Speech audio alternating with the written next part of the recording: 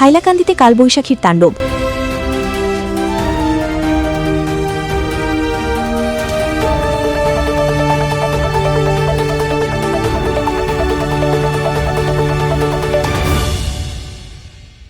মঙ্গলবার ভোরে প্রবল কালবৈশাখী ঝড়ে তছনছ হাইলাকান্দি জেলার বিস্তীর্ণ এলাকা।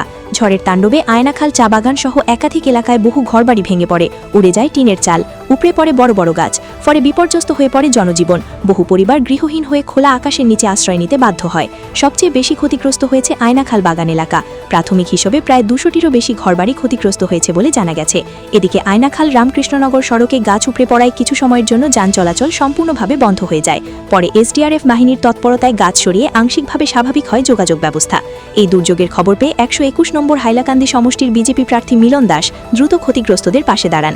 বর্তমানে কলকাতায় নির্বাচনী প্রচারে ব্যস্ত থাকলেও তিনি ব্যক্তিগত তহবিল থেকে ট্রিপল ও প্রয়োজনীয় খাদ্য সামগ্রীর ব্যবস্থা করেন। মিলন দাসের এই মানবিক উদ্যোগকে স্বাগত জানিয়েছেন আয়নাখাল জিপি সভাপতির প্রতিনিধি রাজকুমার ভর, বিজেপি কর্মী রমেশ বারিক সহ অন্যান্যরা। তাদের মতে এই সহায়তা দুর্দশাগ্রস্ত মানুষের জন্য তাৎক্ষণিক স্বস্তি এনে দিয়েছে। হাইলাকান্দি থেকে সৌরজিৎ ধরের সঙ্গে পূর্ণজ্যোতি দের রিপোর্ট, ঈশান বাংলা নিউজ, শিলচর।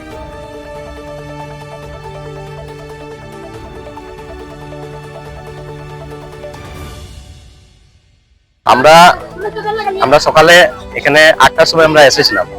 আসার পরে মিলনদা আমাদেরকে ফোন করে বলে উনি নির্দেশ দেন, তারপরে আমরা এখানে আসি। আমাদের লালার যুব মোর্চার প্রাক্তন ছেলেরা, যা বিজেপির কর্মীরা যারা যারা আছেন সবাই আসেন, এবং আমরা আসার পরে এখানে মিলনদাকে আমরা ভিডিও এবং ফটোর মাধ্যমে ওনাকে সবকিছু আমরা দেখিয়েছি।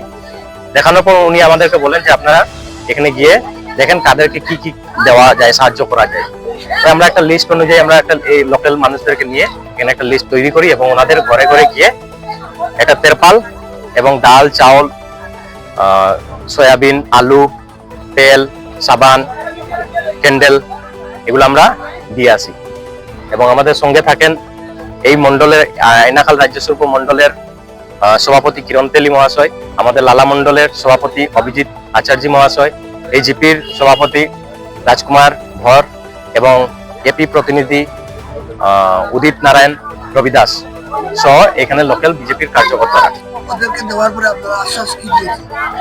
মিলনদা আমাদের ওদেরকে দেওয়ার সময় উনি নিজে ভিডিও কলে সবার সাথে কথা বলেছেন এবং আশ্বাস দিয়েছেন যে সরকারিভাবে যা যা আমাদের করণীয়, ফুল ড্যামেজ, হাফ ড্যামেজ যাদের হয়েছে, এদের সরকারি যা যা সাহায্য করতে লাগে উনি ডিসি স্যারের সাথে কথা বলেছেন, সার্কেল অফিসারের সাথে কথা বলেছেন এবং আগামী খুব কম সময়ের মধ্যে ওদেরকে যাতে সাহায্য করা যায় উনি এর জন্য চেষ্টা করে যান।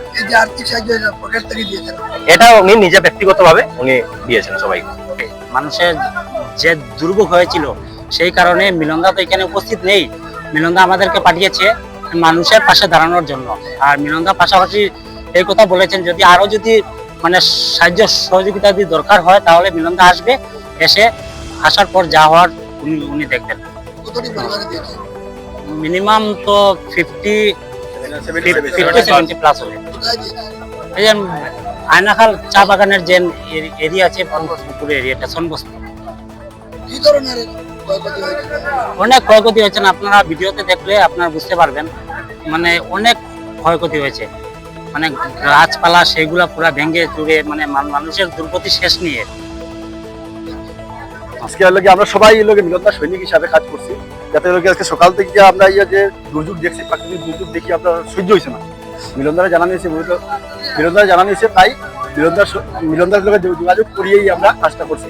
আর যাই হোক, আগামীতে যদি মিলনদার কথা হয়েছে, মিলনদার কাছে আগামীতে যদি দরকার লাগে আরো কিছু হেল্প করা লাগে করিয়ে দিতে চাইছি। আজকে তোমার তেরপাল, চাউল, ডাল, মোমবাতি, দুপাটি আর তেল, সাবান, সোয়াবিন, আয়নাখাল কি বলে এটা, আয়নাখাল